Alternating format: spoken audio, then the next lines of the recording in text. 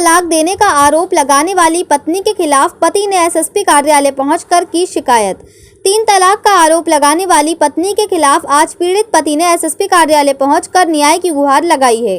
पीड़ित अपने अधिवक्ता के साथ आज एसएसपी कार्यालय पहुंचा और पत्नी के खिलाफ शिकायत करते हुए कहा कि पत्नी उसे झूठे मुकदमे में फंसाने के लिए 3 तलाक देने का आरोप लगा रही है। पीड़ित ने एसएसपी कार्यालय में प्रार्थना पत्र देते हुए न्याय की गुहार लगाई है। मीडिया से रूबरू होते हुए कटघर थाना क्षेत्र के पीरजादा के रहने वाले मोहम्मद नदीम ने कहा कि मेरे घर वालों ने मुझे बेदखल कर रखा है और मैं एक किराए के मकान में रहता हूं। मैं एसएसपी महोदय साहब के पास आया हूं एक इंसाफ की गुहार लगाने की मेरी बीवी मुझे फंसा रही है। मैंने अपनी बीवी को हिंदुस्तान एक कानून और शरीयत के हिसाब से तलाक दिया है। जुलाई माह में मैंने मौखिक और नोटिस के माध्यम से अपनी पत्नी को तलाक दिया था, जो शरीयत और हिंदुस्तान के कानून के नियम के अनुसार है। वह मुझे धमकियां देती थी बीच बीच में 2.5 साल से कि बीजेपी की सरकार है, योगी मोदी की सरकार है, महिलाओं की चलती है, तुम मेरे साथ कितना भी अच्छा कर लो, मैं तुम्हारे और तुम्हारे घर वालों को जेल भिजवा कर रहूंगी। और मुझसे 10 लाख रुपए की धनराशि की मांग करती थी। ये कहती थी कि मैं योगी जी के पास जाऊंगी, मेरी राजनीतिक दलों में बहुत अच्छी बात है, लोग मुझे जानते हैं बीजेपी की सरकार में। मैं तुम्हारे ऊपर जो भी झूठा इल्ज़ाम लगाऊंगी वे मान लिया जाएगा। मेरे परिवार वालों से जब वह झगड़ा करती थी तो मैं उसे घर से अलग एक किराए के मकान में ले गया था और मेरे घर वालों ने मुझे अपने घर से बेदखल कर दिया था। मैसेज उसने जिस नंबर से अपने मोबाइल में किए हैं वह नंबर हमारे कमरे पर दोनों पति पत्नियों के पास चलता था। ये मेरे संज्ञान में नहीं है कि उसने कब उस मोबाइल से अपने मोबाइल पर मैसेज किए हैं। उस नंबर से वह भी बात करती थी और मैं भी बात करता था। कारण यही था कि ये बीच बीच में मुझसे झगड़ा करती थी, मुझे धमकियां देती थी, मोबाइल और नई नई चीज़ों की डिमांड करती थी जो मेरे बस में नहीं था। वह तरह तरह के मेरे ऊपर इल्ज़ाम लगाती रहती थी। वहीं पीड़ित नदीम की अधिवक्ता नेहा ने जानकारी देते हुए बताया कि आज हम यहां एसएसपी साहब के यहां नदीम को पेश कराने के लिए लेकर आए हैं, क्योंकि एक ऐसा सुनने में आया है कि इनकी पत्नी ने कोतवाली थाने में एक एप्लीकेशन दी है जिसमें बहुत गंभीर आरोप लगाए हैं जो एक स्त्री की मर्यादा को लांघते हैं। ये भी आरोप लगाया है कि मेरे जेठ ने बलात्कार किया। बलात्कार को तो लोगों ने इतना ईजी बना रखा है कि किसी चलते फिरते पर भी बलात्कार का आरोप लगा देते हैं। बिल्कुल शर्म नाम की किसी के अंदर कोई चीज़ नहीं है। ऐसी महिलाओं की वजह से जिन लोगों के साथ वास्तव में गलत होता है वे कहीं नहीं पहुंच पाती, ये लोग हर जगह पहुंच जाते हैं। बड़ा अफसोस होता है, समाज में ये घटनाएं रोज़ बढ़ रही हैं। उस लड़के ने शरीयत के हिसाब से तलाक दी है। तलाक का मुकदमा कोर्ट में चल रहा है। अगर आपको कुछ भी कहना है तो कोर्ट में आइए, कोर्ट के माध्यम से जवाब दीजिए, ना कि इस तरह से किसी को बदनाम कीजिए। मुरादाबाद से परवेज अंसारी की रिपोर्ट। मोहम्मद नदीम नाम है मेरा। मेरे घर वालों ने मुझे बेदखल कर रखा है और मैं एक किराए के मकान में रहता हूं। मैं एसएसपी महोदय साहब के पास आया हूं एक इंसाफ की गुहार लगाने कि मेरी बीवी मुझे फांस रही है। मेरी बीवी को मैंने अपनी बीवी को हिंदुस्तान के कानून और शरीयत के हिसाब से तलाक दी है। मई 2022 में, जून 2022 में और जुलाई 2022 में मैंने उसको मौखिक और नोटिस के माध्यम से तलाक दी है, जो शरीयत और हिंदुस्तान के कानून के नियम के अनुसार है।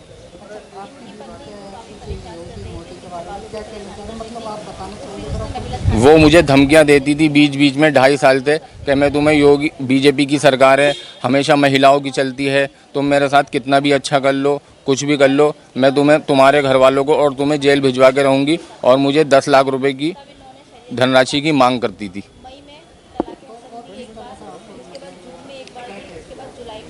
ये कहती थी कि मैं योगी जी के पास जाऊंगी, मेरी राजनीतिक दलों में बहुत बात है, लोग मुझे जानते हैं बीजेपी की सरकार में, मैं तुम्हारे ऊपर जो भी झूठा इल्ज़ाम लगाऊंगी वो मेरा माना जाएगा। मेरे परिवार वालों से जब वो झगड़ा करती थी तो मैं उसको 11 मार्च 2022 को अपने घर से बिल्कुल परिवार से अलग एक किराए के मकान में ले गया था और मेरे घर वालों ने मुझे अपने घर से बेदखल कर दिया था। मैसेज जिस नंबर से उसने मोबाइल से अपने मोबाइल में किए हैं वो नंबर हमारे कमरे पे दोनों पति पत्नियों के पास चलता था, वो मेरे संज्ञान में नहीं है। उसने कब उस मोबाइल से अपने मोबाइल पे मैसेज किए, उसको ये साबित करना है कि ये मैसेज इन्होंने भेजे हैं, तो वो नंबर मेरी आईडी से लिया हुआ था। इसलिए हम दोनों परिवार में उस मोबाइल को चलाते थे। ये भी बात करती थी, मैं भी बात करता था।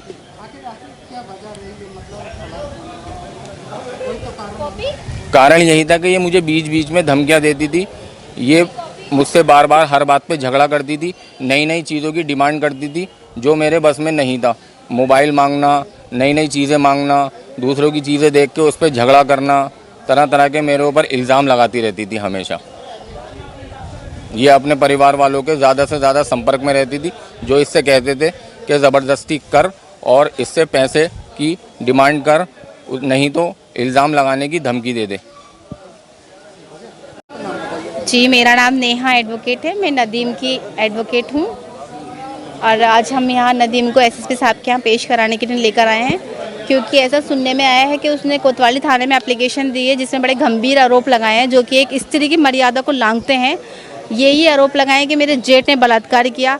बलात्कार को तो लोगों ने इतना ईजी बना रखा है कि किसी भी चलते फिरते बलात्कार लगा देते हैं। बिल्कुल शर्म नाम की किसी के अंदर कोई चीज़ नहीं है। ऐसी महिलाओं की वजह से जिन लोगों के साथ जेन्युइन गलत हुआ है ना, वो लोग कुछ नहीं कह पाती हैं। ये लोग हर जगह पहुंच जाते हैं। बड़ा अफसोस होता है इस तरह का समाज में ये रोज़ दिन में आए दिन ये घटनाएं बढ़ रही हैं। उस लड़के ने शरीयत के हिसाब से तलाक दी है। घोषणा तलाक का मुकदमा कोर्ट में चल रहा है। अगर आपको कुछ भी कहना है तो आप कोर्ट में आइए, कोर्ट के माध्यम से जवाब दीजिए, ना कि इस तरह से किसी को बदनाम कीजिए। बस क्या आरोप लगा? यही कि मेरे जेठ ने मेरे साथ बलात्कार किया है, नंदों ने मारा है, जबकि किराए पे रह रहे थे, अलग रह रहे थे, घर वालों से कोई मतलब ही नहीं है। उसके बाद भी घर वालों को आप घसीट रहे हो, जो कि गलत है। आखिर क्या वजह थी तलाक की? तलाक की वजह ये थी, वो लड़की इनके साथ रहना नहीं चाहती थी। पहले से ही काफ़ी प्रार्थना पत्र वो दे चुकी है, कभी महिला थाने में देती है, कभी कहीं देती है। फिर उसकी ही मर्ज़ी के अनुसार उसको तलाक दे दिया गया, हर महीने वाइज दिया गया, जो शरीयत के हिसाब से सही है, जिसका हमने मौलाना साहब से फतवा भी लिया है। उसके बाद अब वो एनिवर्सरी में परेशान कर रही है, जबकि इन्होंने 2.5 लाख रुपए उसे दे भी दिए और प्रेम विवाह था, कोई सामान भी नहीं था उसका। मैसेज वाला क्या है? मैसेज वाला दोनों हस्बैंड वाइफ साथ में रहते थे। उसने रात को सोते समय कभी किसी दिन पता नहीं कौन सी तारीख को इनके मोबाइल से मैसेज कर लिए होंगे किसको करो? अपने आप को, अपने नंबर पे कि मैं तुम्हें ऐसे तलाक दे दूंगा और ये वो, बस इस तरह से झूठे मैसेज उसने कर लिए। हम इसका भी फ्रॉड का केस उसके पे फाइल करेंगे। उसने झूठा मैसेज किया है, वो कब किया है वो भी हम देखेंगे और उस पर केस फाइल करेंगे। हाँ, वो पैसे फिर मांग रही है, कह रही तुमने मुझे 2.5 लाख रुपए कम दिए हैं, मुझे और पैसे दो। अब कहाँ से देगा कोई इंसान, मजदूर आदमी है तो है नहीं, कोई बहुत बड़े बिजनेसमैन है। क्या मानते हैं आप रेप कांड को? क्या लड़की को आप किस नज़रिए से देखते हैं? देखिए, मैं क्या बताऊँ आपको, इतना हमारे समाज में इतनी गंदगी फैल चुकी है कि अगर किसी से हमारी पड़ोस में भी लड़ाई हो तो बस तुरंत पोस्को तुरंत 376 का मुकदमा लिखवा देते हैं, जबकि ऐसा नहीं करना चाहिए। ये बहुत शर्मनाक घटना है। इसके लिए थोड़ा आपको ध्यान देना चाहिए कि अगर किसी ने जेन्युइन आपके साथ गलत किया है तो आप जाइए, बस।